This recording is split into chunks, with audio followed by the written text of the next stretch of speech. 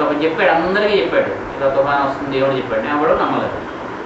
నమ్మిన వాడు ఎవడో ఇద్దరు ముగ్గురు వాడు ఇది రక్షింపబడ్డారు. అక్కడి నుంచి మళ్ళీ స్టార్ట్ అయింది. అంటే మనకి సంబంధించిన వరకు కథ అక్కడి నుంచి స్టార్ట్ అయింది. అంతకుముందు ఏం జరిగింది అనేటువంటిదే కాకుండా అలాగే ప్రతి యుగంలోనూ అంతే. అక్కడి నుంచి ప్రారంభమవుతుంది. ఎక్కడి నుంచి దీనికి బిగినింగ్ ఎక్కడ ఉంటుంది? పూర్వపయోగంలో. అక్కడి నుంచి ఇక్కడికి వస్తుంది. అంతకు పూర్వం అంటే ఇప్పుడు మనకి వైవస్వతుడు అనేటువంటి పిలువబడేటువంటి నువ్వు ఈ పూర్వజన్మలో సత్యవ్రతుడు అనేటువంటి రాజు కింద చాలా మంచి పనులు చేయడం వల్ల మనుత్వం అనేటువంటిది వచ్చింది. మనుత్వం రావడం అంటే బ్రహ్మ యొక్క మానసపుత్రుడుగా ఇప్పుడు ఆయన బ్రహ్మ తలుచుకున్నప్పుడు ఈ జీవుడు అక్కడ జన్మిస్తాడు. అలాగే ఎదగడమే ఏ మనిషికైనా సరే అలాగే ఏ స్థితికైనా సరే వెళ్ళేటువంటి అవకాశం ఉంది అని చెప్పి చెప్తారు వాళ్ళు. భగవంతుడు అంటే దేవుడు అంటే కొత్తవాడు ఎవడో కాదు, మనిషే దేవుడుగా మారుతాడు.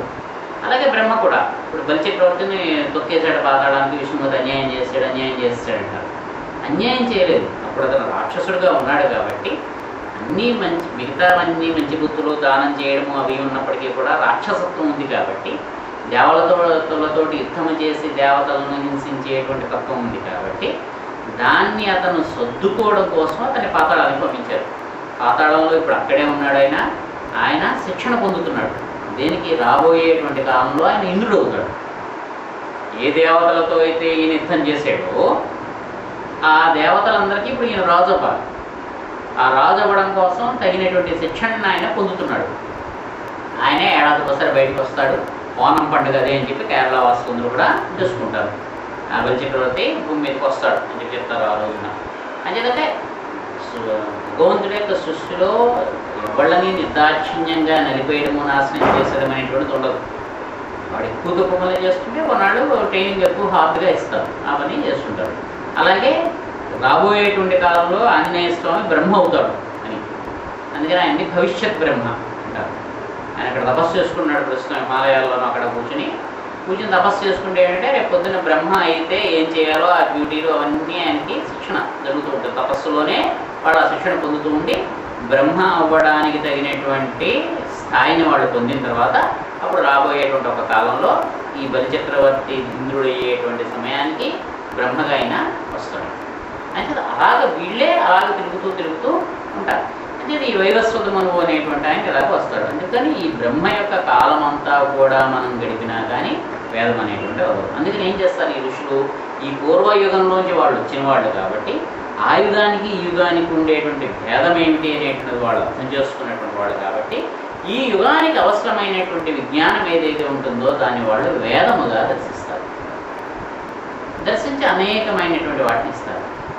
వాళ్ళు ఇస్తారు, వెళ్ళిపోతారు. వెళ్ళిపోయిన తర్వాత ఏం జరుగుతుంది? కొన్నాళ్ళు అయిన తర్వాత వ్యాసుడు అనేటువంటి ఆయన మళ్ళీ ఒక ఆయన జన్మిస్తాడు. ప్రతి యుగములోనూ ఒక వ్యాసుడు జన్మిస్తాడు. మనకు తెలిసినటువంటి వేద వ్యాసుల యొక్క పరంపరలో 28వ వాడు.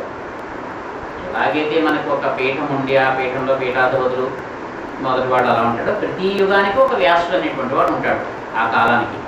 ఆయన పని ఏమిటంటే ఇంతకు పూర్వము వచ్చినటువంటి ఋషులు సందర్శించినటువంటి జ్ఞానం ఏదైతే ఉందో దీనిని చక్కగా అమర్చి పెట్టడం. అంటే వాళ్ళు ఏం చేస్తారు? ఇప్పుడు మనకి ఈ కంప్యూటర్స్ వాటిల్లో చేసేటువంటి వాటిలోనూ దీంట్లోనూ ఈ డేటా ఎంట్రీలు ఆపరేటర్స్ అని చెప్పి ఇవన్నీ ఇస్తారు.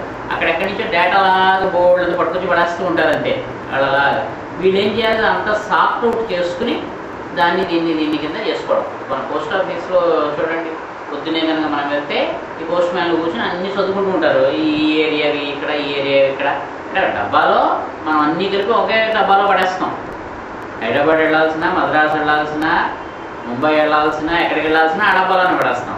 వీళ్ళు ఏం చేస్తారు? తీసుకెళ్ళి హైదరాబాద్ అన్నీ ఒక పక్క, ముంబై అన్నీ ఒక పక్క ఇలాగా సర్దుకుంటారు.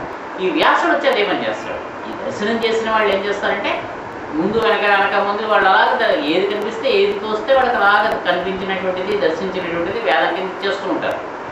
ఈయన వచ్చి ఏం చేస్తాడు? దీన్ని విడగొట్టి 4 కింద దీన్ని ఋగ్వేదము, దీన్ని ఇది యజుర్వేదము, ఇది సామవేదము, ఇది అథర్వణ వేదము అని విడదీస్తాడు. అంటే మనకి చదువుకోవడానికి వీలుగా ఉంటుంది.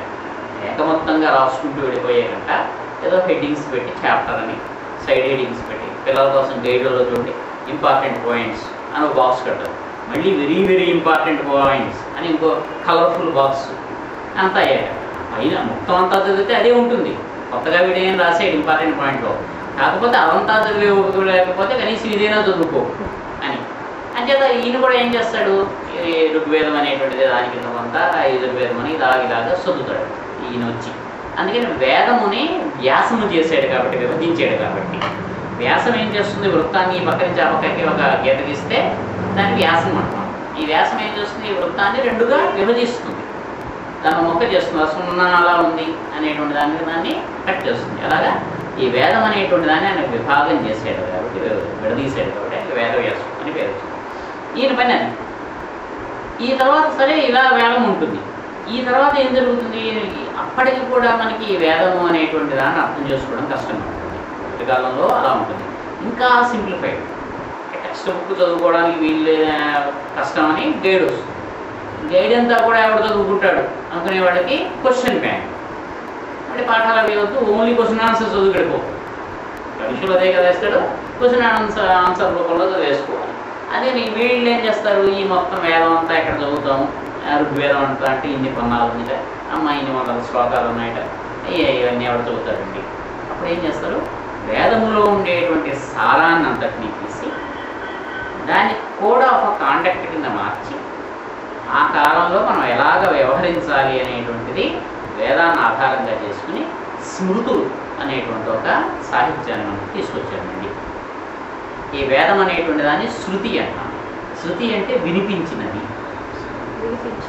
వినిపించినది మనకి. శృతి అంటే శ్రవణం, వినడం.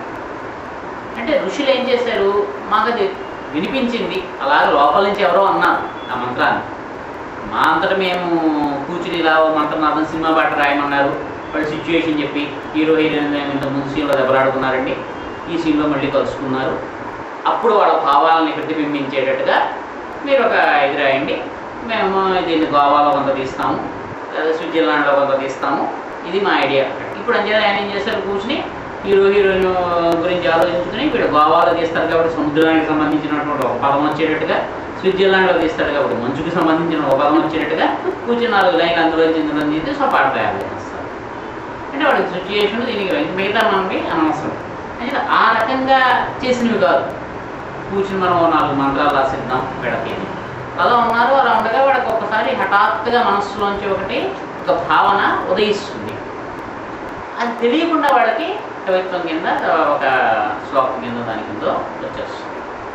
అలాంటి దానికి అందుకని వాళ్ళు మేము చెప్పినవి కాదు, ఏం చెప్పామో మాకు కూడా తెలియదు, మీతో పాటు మేము చదువుకోవాలి. కానీ ఈ చదివింది ఎందుకు ఇలా చెప్పాము, ఈ మంత్రం నువ్వు ఎందుకు ఇలా చెప్పామంటే మేము కూడా దాన్ని ఎక్స్ప్లెయిన్ చేయము, వచ్చిందంతే, ఆ సమయంలో ఎందుకు వచ్చిందో మాకు తెలియదు. అందుకని అపౌరుషేయులు, పురుషుడు రాసినటువంటివి కావు, భగవంతుని యొక్క ప్రేరణగా అది వచ్చినటువంటివి అని చెప్పారు. అందుకని ఏం చేస్తారు, ఈ స్మృతి అనేటువంటివి మాత్రము దీని తర్వాత స్మృతి సాహిత్యం అంటారు. స్మృతి అంటే రిమెంబరెన్స్, గుర్తుపెట్టుకోవడం, అంటే దాన్ని తలుచుకోవడం. వేదంలో ఉన్నటువంటి దాన్ని తలుచుకొని దాన్ని ఆధారంగా చేసుకుని వీళ్ళు స్మృతులు అనేటువంటి వాటిని కూడా ఒక కాండక్ట్ కింద మార్చిచ్చారు. అది యాబ్స్ట్రాక్ట్గా ఉంటుంది. దాంట్లో వేదంలో అన్నీ